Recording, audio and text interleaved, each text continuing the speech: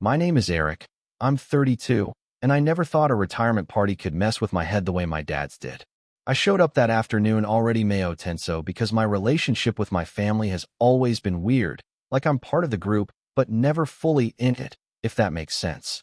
My dad was retiring after 36 years at the same manufacturing company in Ohio, and my mom had been planning this party for months.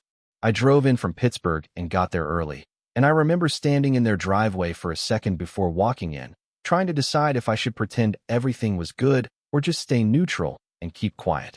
Inside, the house was packed with people, neighbors, old coworkers, friends from church, and everyone kept saying stuff like, "Your dad talks about you boys all the time," which always hits weird because I honestly don't know what version of me he tells people about. My brother Mark was already there, of course, holding court in the kitchen like he always does, surrounded by people laughing at everything he says. He's 2 years younger, but somehow always treated like the golden child. I walked in, said hi, tried not to read too much into the way my dad just gave me a quick pat on the shoulder instead of the big hug he gave Mark earlier, and told myself I was imagining things. Still, the whole house had that feeling like something was slightly off, and I couldn't tell if it was them or me. I tried to settle in, grabbed a drink, and talked to a couple of my dad's coworkers who remembered me as the kid who used to take apart all the radios. It actually felt nice for a moment because at least they seemed to remember I existed. Dad came over and joined the conversation, talking about how proud he was of Mark for stepping up in the family, and how Mark had been helping him with so many things lately, and I just nodded even though I had no idea what he was talking about. It's not like I expect praise or anything, but it would have been cool if he'd at least acknowledged that I'm the one who's been helping with their bills and insurance stuff over the last year. But whatever. Families get weird about credit, and I'm used to that. I tried not to let it get under my skin. My mom asked me to help with some trays in the dining room, and while I was doing that, Mark walked in bragging about some business deal he made last week.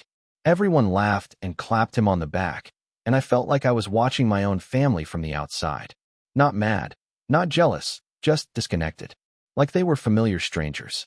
The real tension started when someone tapped a glass to get everyone's attention for speeches.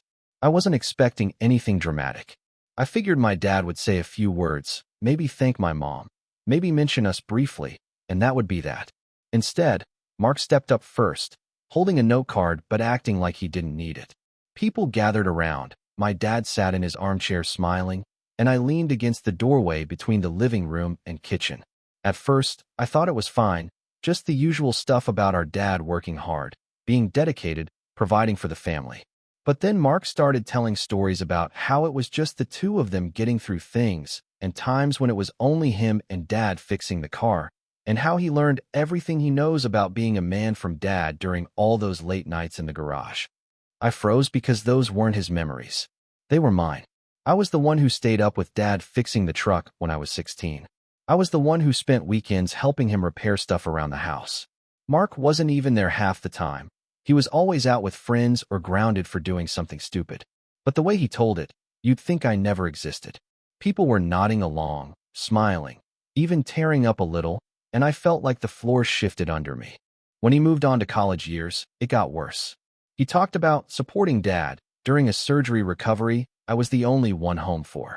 He talked about running the household when our parents had money trouble, which was actually me working extra shifts and helping pay part of the mortgage in secret because Dad refused to accept help if he knew where it came from. Mark twisted or stole every single memory that actually belonged to me.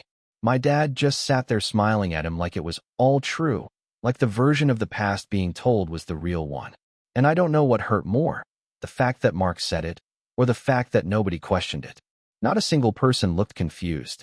Nobody laughed awkwardly. It was like I had been written out of my own life, like someone erased me and redrew everything with Mark in front. My chest started tightening, and I could feel my face getting hot, but I didn't move. I didn't say anything. I just stood there letting the words hit me over and over like punches I couldn't block. When he finished, he got this big applause, and my dad stood up to hug him. People kept saying things like, "You were such a good son to him," and "He raised you right." I felt something in me crack, not loud, not dramatic, just this small internal snap that made everything suddenly feel distant. I looked around at all the faces, everyone celebrating this story that erased me completely, and it was like I wasn't even in the room anymore. My dad didn't look at me afterward. He didn't call me over or say anything like, "Hey, remember when you helped me with that too?" Nothing. It was like I was a guest, or maybe even an afterthought. I ended up leaving early without really saying goodbye. I got in my car, sat there with the engine off for a long time, and just tried to make sense of what happened. I still can't.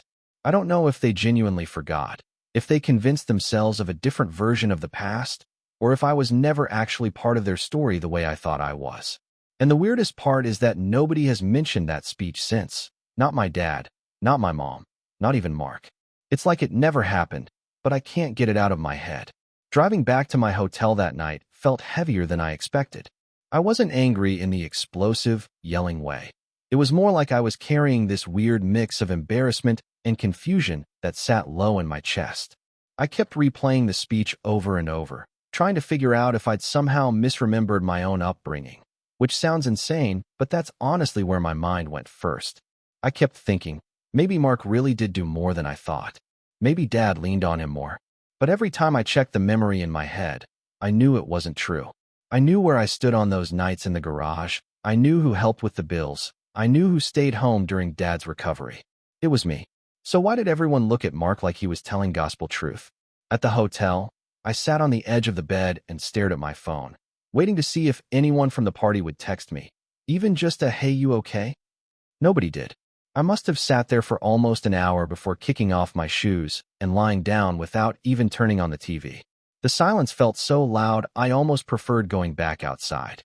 The next morning, I considered driving back to my parents' house before heading home, just to feel out the energy and see if maybe the party chaos made me overthink everything. But something in me hesitated. I didn't want to walk into the kitchen and see them acting like I was the one who'd made things weird. My family has this way of making me feel guilty about things I didn't even do, and I didn't want to get trapped in that loop again. Instead, I stopped at a small diner near the highway. I mostly pushed my food around the plate while staring at families and couples chatting like nothing in their worlds was off. It made me wonder if other people have these weird, invisible fractures in their relationships too, or if it's just mine. A couple of times I almost pulled out my phone to text my mom and ask if everything was okay between us, but I stopped because I realized I wasn't even sure what answer I wanted. If she said yes, that would mean I really was overreacting. If she said no, that would mean something was wrong and none of them wanted to talk about it. On the drive back to Pittsburgh, the whole situation kept bouncing around in my head in this uncomfortable loop. The more I thought about it, the more I realized this wasn't the first time Mark had taken credit for things he didn't do, especially around family. He had this habit of swooping into conversations and reshaping the story to make himself look better, but I'd always brushed it off because I didn't think Dad truly cared about that kind of stuff. I always assumed he saw through it. But seeing the way he smiled at Mark during that speech, like every word was a cherished memory, it made me question so much of what I thought my dad felt about me. Not that he disliked me, but maybe I'd never been the kid he bragged about. Maybe Mark was the one he talked about at church or with coworkers, the one he proudly told stories about while I was the other son who did fine, but nothing worth repeating. I don't think that thought fully hit me until I was halfway home, hands tied on the steering wheel, realizing it bothered me way more than I ever expected. When I finally got home, I tried to shift back into normal life, laundry, meal prepping, catching up on a couple messages, but everything fell off. It was like this weird cloud lingered over everything I did, tugging at my attention even when I tried to ignore it. At some point I opened Instagram and saw a picture my mom posted from the party. It was Mark standing next to my dad while he held up some goofy retirement gift someone bought him. Tons of comments about what an amazing son Mark was. Not a single mention of me being there. I checked the rest of the photos she uploaded, group shots, pictures of the decorations, even one of the garage where Dad used to keep all his tools, but not one included me. Not even one where I was accidentally in the background. It actually made me wonder if she'd cropped me out, which I know sounds paranoid, but after that speech, it didn't feel impossible. I sat there staring at my phone wondering how the hell I managed to disappear from a family I wasn't even trying to distance myself from. By Monday, I decided to call my dad just to get some sense of closure or clarity, even if it was awkward. The call lasted less than 5 minutes. He sounded tired but polite, like I'd interrupted him while he was doing something more important. I congratulated him again, asked if he enjoyed the party, And he said, yeah, it was great. Mark really made it special. Not, you being there meant a lot. Not glad you came out. Just mark this, mark that. I wanted to bring up the speech, ask him directly if he really believed those stories were about Mark, but something in his voice made me stop. It was this tone I'd heard before, calm but closed off, the kind that quietly tells you there's no point pushing further. So I hung up after the usual small talk, sat on my couch, and finally admitted to myself that I had no idea where I stood with my own family anymore. And the worst part is that nothing dramatic happened after that. No confrontation, no explanation, no follow-up. Everything just went quiet, like the whole situation dissolved into air except inside my head, where it hasn't stopped replaying since. Over the next few days, I kept expecting something to shift, like maybe Mark would text me some half-assed apology or my mom would call and ask if something seemed off at the party. But nothing came. The silence from them felt intentional, even though I couldn't point to anything specific. It was like the whole family collectively decided that if they ignored whatever happened, it would eventually stop mattering. Meanwhile, I felt stuck replaying every detail from that night. Who looked at who? Who clapped the loudest for Mark? Who avoided eye contact afterward? I even caught myself overanalyzing tiny details, like the way my dad tilted his head while listening to Mark, the kind of expression he used to only have when he was proud of me. I hated that I recognized it immediately. I hated that it bothered me as much as it did. I tried focusing on work, but even during meetings, I'd drift back into that room, hearing Mark steal my memories one by one, while everyone smiled like it was the most natural thing in the world. That Thursday, my coworker Jenna noticed I was distracted and asked if everything was okay. I almost lied, but instead I ended up venting in this flat, monotone way about the speech and how weird everything felt. It wasn't like she had some grand advice, but she said something simple that stuck with me. Sometimes families rewrite things to make themselves feel better. I didn't respond, but the sentence kept echoing in my head the rest of the day. It made me wonder what exactly my family was trying to feel better about. Were they trying to prop Mark up because he'd screwed up a lot growing up? Were they trying to make my dad's retirement feel cleaner, simpler, more picture-perfect? Or was I always meant to fade into the background, and I just didn't notice until that moment? That night, I sat on my couch scrolling through old photos on my phone, holidays, birthdays, random hangouts, and it hit me how many pictures I had taken of my family, but how few of them ever included me. I was always the one holding the camera, always the one making sure everyone else looked good, and I guess at some point I got so used to being behind the scenes that nobody questioned my place there. On Friday, I decided to call Mark. I didn't have a plan. I just knew I couldn't keep spinning these thoughts around without at least trying to understand what was going through his head. When he picked up, he sounded busy, distracted, like he was in the middle of something. I told him I wanted to talk about the party, specifically the speech, and he sighed like I was already annoying him. He said something like, "Eric, it wasn't that deep," which instantly put my teeth on edge. I tried to explain that he told stories that weren't his, that he took things I actually did, and that it felt like he erased me in front of the whole family. He brushed it off, saying the stories were family memories, and anyone could tell them.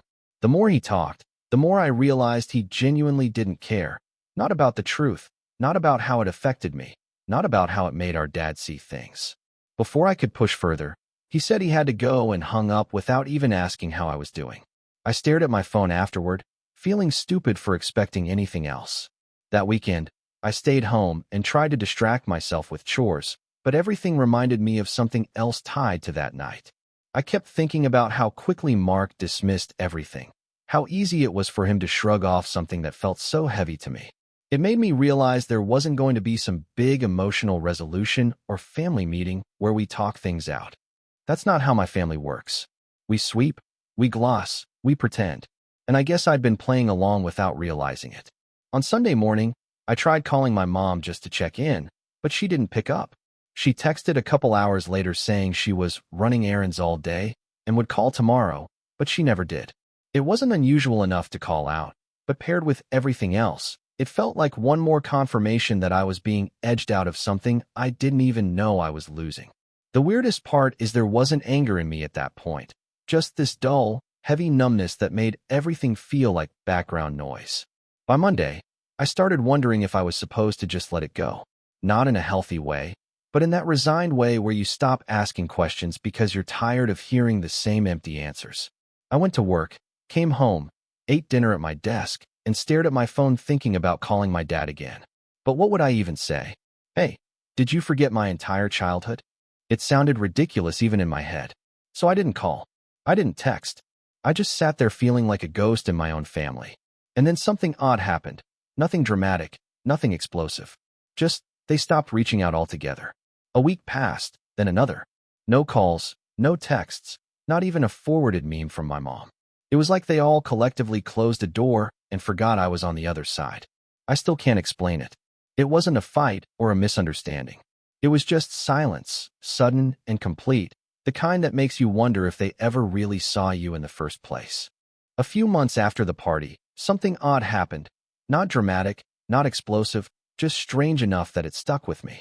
I went to visit a cousin on my mom's side who lived about an hour from my place.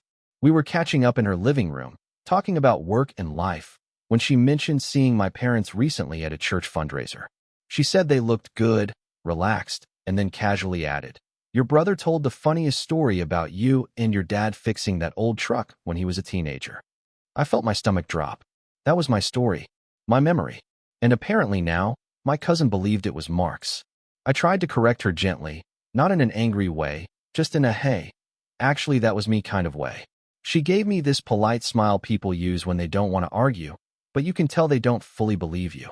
That moment stayed with me. It made everything real in a way I hadn't anticipated. It wasn't just my immediate family rewriting things. The new version had already spread. After that visit, I stopped trying to bring up anything from the past with relatives. Every time I almost did, I'd imagine that same polite, doubtful smile. It wasn't worth it. Over time, I started seeing the whole retirement party differently. Not as a single event that hurt me, but as the moment I realized something had been shifting long before I noticed. That feeling stuck with me on quiet days, like when I'd be cooking dinner and suddenly remember the way my dad clapped during Mark's speech, or when I'd be on a walk and think about how easily Mark dismissed me on the phone.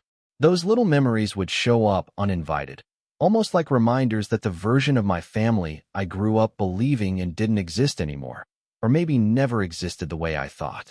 And even now, I still struggle with that idea. It's unsettling to realize you might have been the only one holding on to the truth for years. Eventually, I stopped checking my phone for messages from them. Not out of bitterness, just resignation. You can only hope for someone to reach out for so long before you accept they won't. Holidays came and went. Birthdays too. They'd post pictures together. My parents, Mark, sometimes extended family. And I was never mentioned, never tagged, never referenced. It was like watching strangers who happened to resemble people I used to know. A couple of friends asked if I wanted to confront them, to ask directly why they'd pulled away, why they let Mark rewrite so many pieces of my life. But every time I thought about doing it, I'd feel this weird, tight pressure in my chest, like something in me already knew I wouldn't get a real answer. Or worse, that the answer would make everything feel even more permanent. Then, out of nowhere, something even stranger happened. One night, I was going through my email and noticed a message from my dad's old work account. A farewell email he'd sent to coworkers after retiring. I don't know why I opened it. Maybe curiosity, maybe habit. In the message, he thanked everyone for the years together, listed a few accomplishments, and at the end mentioned his family.